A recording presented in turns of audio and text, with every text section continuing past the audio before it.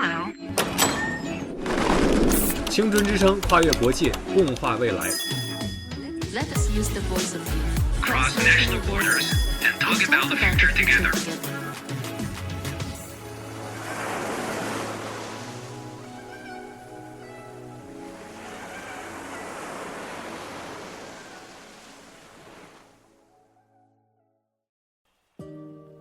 Hanfu is not just the outfit. It's not just a piece of clothes.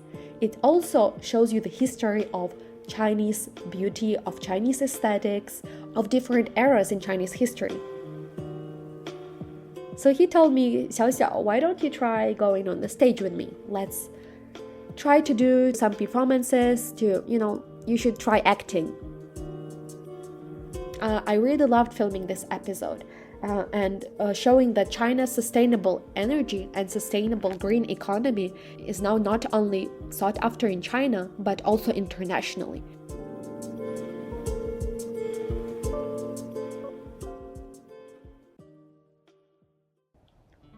So let's talk back to yourself. You said we are not politicians, we are not diplomatic officers, but you actually have multiple identities as host, as a social media influencer, and as a cultural ambassador. So these different identities are bringing your different perspectives. Let's talk about your hosting experience first. During your study at Tsinghua, you often took the stage as host. So do you remember how you felt the first time you took on this role? Oh, definitely. I will never forget this feeling. I was so nervous on the stage of Tsinghua because I remember me being a very young girl, just a new freshman student in 2018, and I was supposed to go on the stage and host the new students' welcome ceremony. And there were a few thousand people in front of me. Can you imagine? I was terrified. And I had to speak in Chinese, in English, and both of them, I wasn't as confident in both of these languages. And I remember wearing this beautiful blue sparkly dress going on the stage. And as soon as everyone started clapping, and I've heard so many applause, and people were, encouraging me, actually all the fear, all the anxiety went away. I really understood that I belonged there. And since then, I improved. I worked on my skills. I went on different stages, both small and big. I gained some experience. And it's all thanks to Tsinghua teachers, Tsinghua stage, Tsinghua social organizations that provided me with this opportunity. Mm-hmm. I can tell that you definitely improved a lot because you hosted the event celebrating the 30th anniversary of the establishment of diplomatic relations between China and Belarus. So when hosting such international events, how do you adjust your hosting style to better suit different cultures and audiences? Yeah, it's a great question, and it was also a very important event in my career, in my life, because the ambassador of Belarus to China was attending the event, and some of the Chinese leaders were there. So I actually had some pressure, I won't lie, and it was a very important date for my country and China. So I felt very proud and to be part of this event, and to see a lot of youth from my country connecting to us online and talking about their Chinese stories. I was extremely happy. And while preparing for these events, you need to be aware what language you're preparing. In that case, it was Chinese and Russian, so it was quite easy because Russian is my native language. I had to make it quite official because it was a very big, large-scale event. And basically you have to make sure that you don't make any mistakes, that you are politically correct. You have to be very politically correct during these events. But actually this event, what I really liked about the format is that it was both online and offline due to the regulations back then. And I could hear to a lot of Belarusian students and young organization members, youth organization leaders connecting to us via internet and sharing their stories. So this was the most memorable part about this event. So let's talk about your second identity, as a social media influencer. Now you have a large number of followers on social media, and your content covers many directions. And let's talk about the first time when the thought came into your mind to become a social media influencer. When was that, and why, and what drove you to become a social media influencer? Yeah, that's also a great question, and so many memories linger in my mind because it's true that nowadays, as Gen Z, we have so many different identities, right? So-called 标签 or labels. So some people would say I'm a host and social media influencer, translator, student, etc. What made me really want to become content creator is I was quite bored back in home. It was 2020, so I could only stay at home and take classes from home. And I thought, I always wanted to be a diplomat, and then I wanted to become a journalist. And then I'm like, well, but now social media give an opportunity to everyone. So you can become a reporter or a diplomat just by using your social media and talking to your followers about filming your own content. So I was kind of bored in Belarus, and I started thinking, what kind of content can I create? And of course, the first thought was, okay, Russian and Russian culture are very popular in China. Why won't I start with this and with talking about some stereotypes that are, common in China, and try to talk to Chinese audience about what is Russian culture like, what is Belarus like, what are the differences between these two countries. So it started like this. It also started like my hobby, just like Chinese, and I'm very thankful to myself and the Chinese platforms and the followers who started liking my content. Some of my videos went viral. I started gaining followers, and this was really a new platform for me to talk to new clients. Then, a lot of TV shows directors started contacting me via these social media platforms. So I got more chances to go online to talk about. I mainly talk about Belarus culture, Russian language, about my life in China, taking part in different forums, events, filming vlogs about my life. That's basically it. So you had rich experience in exploring traditional Chinese culture, as we talked before, and you sent so many videos about Hanfu, calligraphy, and crosstalk, traditional Chinese medicine. How did you learn these traditional Chinese culture after the Confucius Institute, and especially in China? So while traveling, studying, and working in China, I had lots of chances to, have a closer look to these Chinese cultural aspects. For example, I've always been into fashion. I love design, I love buying clothes, I love shopping, as many girls do. But also, as I arrived to China, I realized that the Chinese outfits are so beautiful and they're so different. For example, I have a small collection of qipao.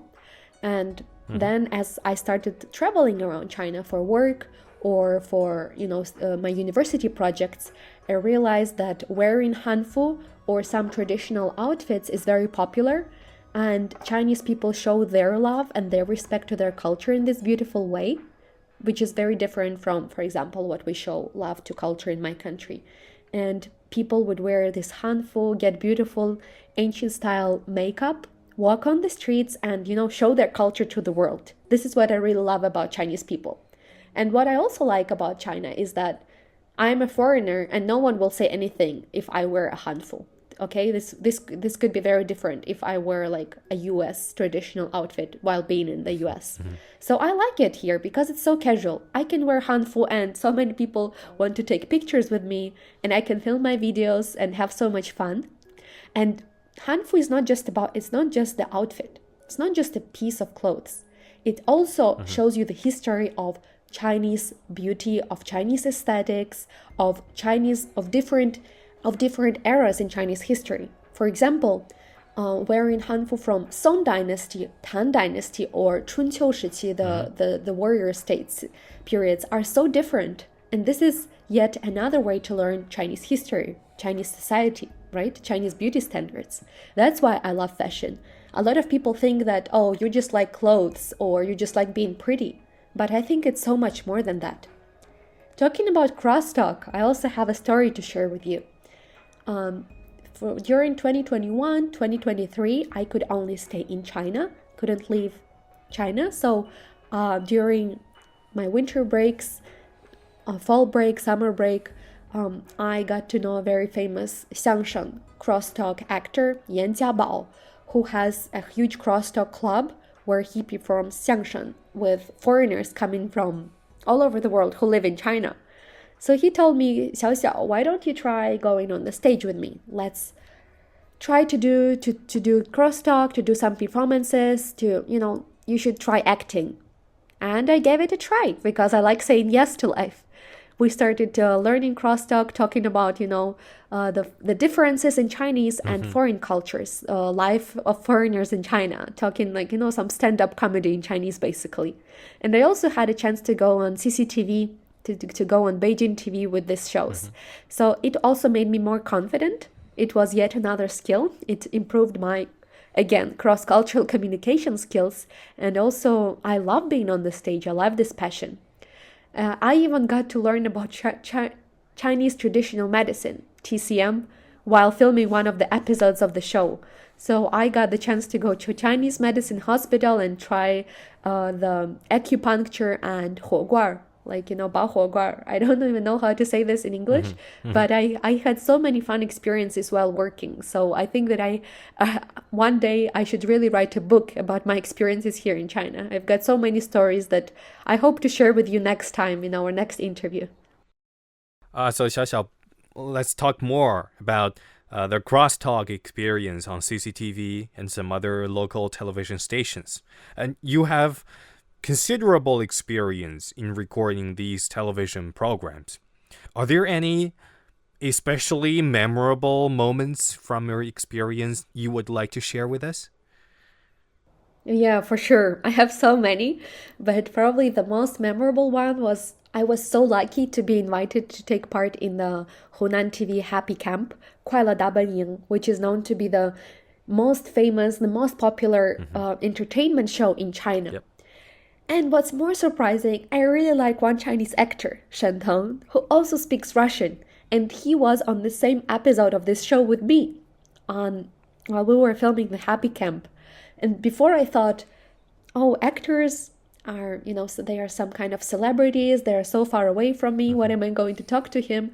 But he was just talking to us about that he went to Russia one day and that he studied there and that he can even say 弹舌 in Russian. So I was really impressed by that. And I realized that, all of those actors, singers, and celebrities are just common people, just like you and me. They just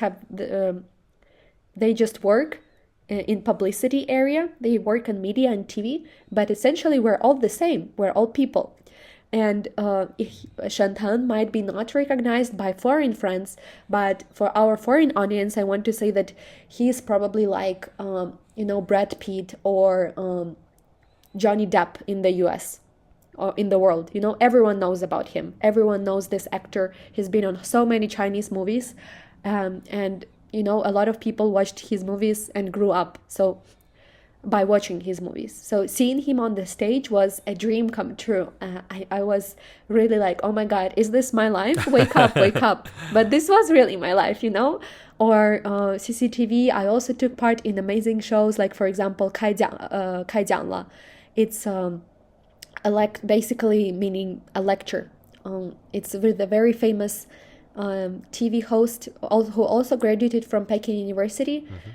His name is Sa Beining, and he is a very famous host, and I was part of this show talking about Chinese New Year, about the Lantern Festival, and I also even got to make my own Chinese yuanxiao, the Chinese dessert that you eat for the Lantern Festival during the show.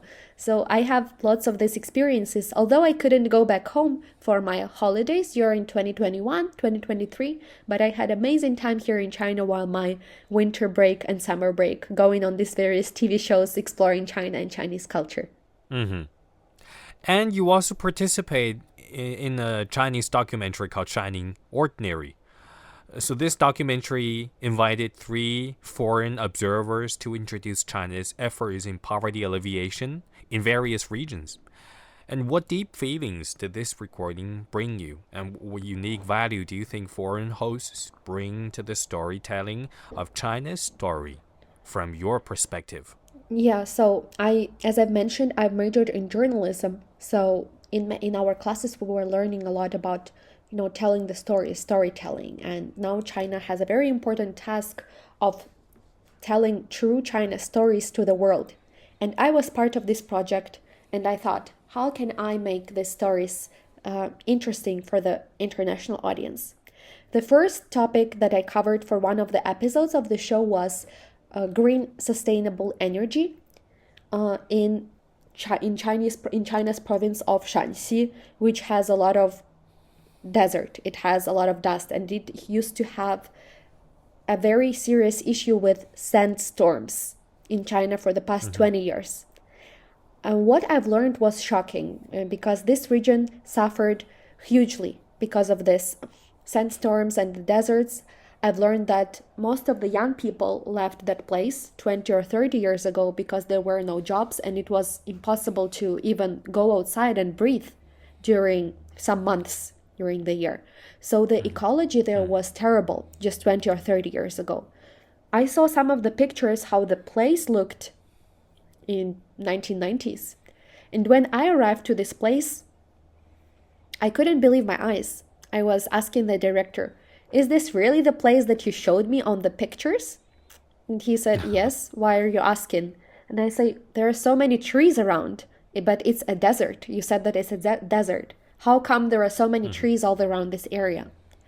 And then I started reading more about what the Chinese government and this place actually did. The scientists and the Chinese government officials worked together to make this place livable, to create a good environment for this place. So they basically started applying different technologies to grow trees, to make the air clean. And now this place is very much livable. Yes, it's a little bit dry. I went to the place where I could still see the deserts. But can you imagine? Now this place can even produce their own, they even grow their own vegetables, some special kinds of potatoes, some special kinds of vegetables. So they can also provide themselves with the goods, with the greenery, vegetables, etc. And these efforts of China were so amazing that now this place hosts annual conference inviting scientists and people from all over the world to learn about China's experience in these issues, in the sandstorm regulation, and making these places with lots of deserts, with lots of sand, livable. So I was the one reporting on this and showing this to the world. So how do we make the stories interesting? Well, I think the best thing is to go there and show this with your own eyes. Just go and document everything how it is. No, not much editing, just going there, seeing how this place was 20, 30 years ago and seeing how it is now. So you don't have to say many things. You can just see for yourself, right? So while we're recording this kind of documentaries, it's important to provide this first view, 第一视角, to show that, look, this is how the place looks right now, and this is what the technologies were to make this. And this actually speaks for itself. I really loved filming this episode and showing that China's sustainable energy and sustainable green economy is now not only sought after in China, but also internationally, because experts, scientists, and government officials from other countries come to China, to Shanxi, to learn about this sustainable energy technologies. And the other episode that I filmed was in Beijing, and I'll just go introduce it very briefly. I went to the Beijing Oceanarium, Beijing Haiyangguan, and learned about the young CPC member, a young girl who takes care of the animals, and also she is also a scientist. So she studies how to provide better for the animals, how to take better care of them, and provide a good environment for these animals in these places like oceanariums. So after China eliminated extreme poverty in 2020, the country started a new national strategy called rural revitalization. How do you see these two national strategies? How do you say that Chinese government and CPC are making their work for the people? Yeah, so these two policies are extremely connected between each other because a lot of population in China still lives in the country. So without rural revitalization, there can't be poverty alleviation. When I go to these small villages in China that were extremely poor 20 and 30 years ago, and I see what kind of life they have right now, I'm very shocked because a lot of villages in my country don't have this infrastructure and don't have this system. When I also went on one of these my work tasks, I went to a very small village in Hebei, and I saw how people live there nowadays. I saw their smiles on their faces, how happy they are, and I really realized that these policies are not just made on the paper. These policies are really being implemented on the lower level, on the grassroots level in these villages. And you can see this by people's houses, by their faces, etc. And the main connection to the poverty alleviation is if China's country is poor and if China's village lives a very poor life, I think the whole China can't have a very rich life because that's where most of the people live. So going to the villages is very important to see how the actual country lives, not the cities, because the cities everywhere are so fancy. We see the cities and the cities' infrastructure is the same around the world. If you go to the village and see how people live there, like they live in China, in many provinces, you see that the government made a tremendous effort to provide what people have nowadays in China. So there's a saying that young people are the future of a country, and I believe you are one of the best demonstrations. And there are also many Chinese young people on the international stage, presenting their own thoughts about different affairs. And how do you understand their performance and influence of the young Chinese people on the international stages? And what unique traits or advantages do you think they demonstrate in international exchanges? That's a great question. Just 20 or 30 years ago, Chinese youth wasn't seen on international stage at all. But now we see Chinese students in the best universities all over the world. And, their results, what they do, what research they conduct, what research they publish, just speaks for themselves. It's amazing how Chinese students just really jumped. They skyrocketed in their international academic results, and we can see that a lot of Chinese students all over the world, they write their research, they write their articles in Chinese. Not only that, now they speak about it, they speak fluently in English, in French, German, Russian, while studying in these countries. I think that Chinese youth bring a lot of beautiful Chinese values to the world, and we get to learn about Chinese culture and Chinese values through them. For example, they show resilience, they show their hard work ethic, they also show the respect for the elderly and respect and love for their country, no matter where they are. So students from China that I met in Belarus, or I met during my study exchange in Europe while traveling to other countries, what I really see is their hard work ethic, and they're always best prepared for the classes. They are always they always prepare really well for the exams. So they really show us what the hard work ethic is, right? And also resilience, hard work, and also 文化自信, the new trend in Chinese culture in China, which is known to be cultural confidence, makes them stand out a lot, because now they bring Chinese traditional instruments all over the world, and these videos are viral on the internet. I follow a lot of Chinese media influencers that just play guzheng or erhu and then wear beautiful Chinese outfits, walking on the streets in the UK, the US, Germany, Russia, and have so many people asking them, where are you from? oh, and what kind of Chinese outfit it is. So, Chinese people, no matter if you're a social media influencer or a student or an engineer, I think they show these beautiful Chinese cultural values in each and every beautiful way. So could you give any advice for overseas youth who want to develop on the international stage, especially in terms of cross-cultural communication, language learning, and career planning? Yeah, my advice would be, based on my own experience, is don't limit yourself and have a very open mind. Okay? All of us come from specific places in the world. We all have our cultural and societal prejudices. But if you really want to go out there, please leave all of these prejudices and all of your, cultural stereotypes at home and try to have as open mind as you can. Not just learn the language, the grammar. This is pretty easy. But to actually try and understand the other culture. Reading books and studying theory is not enough. What important is cultivating your thoughts, cultivating a very open mind, and don't have prejudices to other country, because there are so many things that you think you know, but they're just on the surface. You need to dive much deeper to understand the other country, the other language. And cross-cultural communication, my advice would be to become a good listener. If you're a good listener and you try to understand the other person, you will be a good speaker. Mm-hmm.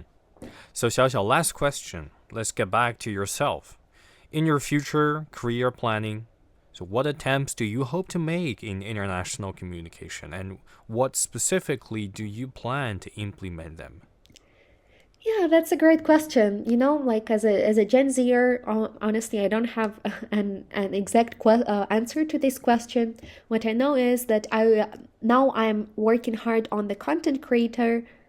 Now I'm working hard on content creation, and I want to show real China to the world and start doing my social media on foreign platforms, on foreign social media, and keep posting more content on Chinese platforms. And I would like to organize more events for international youth to come to China, to study in China, as well as take part in international forums. So in the future, I want to keep being a bridge between China and the world, because China is my second home. I want to live in this country. And also I love my home country, Belarus. So I will work hard to make our countries closer and to allow the youth of China and Belarus to understand each other better, to come and study in each other's countries. I hope to make, my small contribution to the area of education and culture. Thank you so much. Thank you, Xiaoxiao, for sharing your thoughts with us. So in this episode, we have shared a grand blueprint for international communication and cultural exchanges through Su Xiaoxiao's perspective. With her keen professional insight and forward-thinking future planning, she has shown us the unlimited potential and opportunities on the international stage, especially in the fields of multilingual learning and cross-cultural communication. Let's take her as an example and move forward together, drawing a picture of multicultural integration in the vast world of international communication with the wisdom and strength of youth, making the world closer and more harmonious through our exchanges and understanding. Thank you again, Xiaoxiao, for coming and sharing. Thank you, Zhongrui. It was really my pleasure to talk to you and engage in this exciting conversation. I hope to hear more of the global youth voices talking about their perceptions of global youth echo, and harmonious communication. Thank you so much. Thank you. We're looking to that too. Voices of youth crossing borders, discussing the future. Thank you for listening to this episode of Global Youth Echo. You can find us on Apple Podcasts, 小宇宙 Podcasts, Spotify, and YouTube. Feel free to share your understanding and feelings about International Youth Wave. Looking forward to your likes, subscriptions, shares, and donations. We'll see you next time.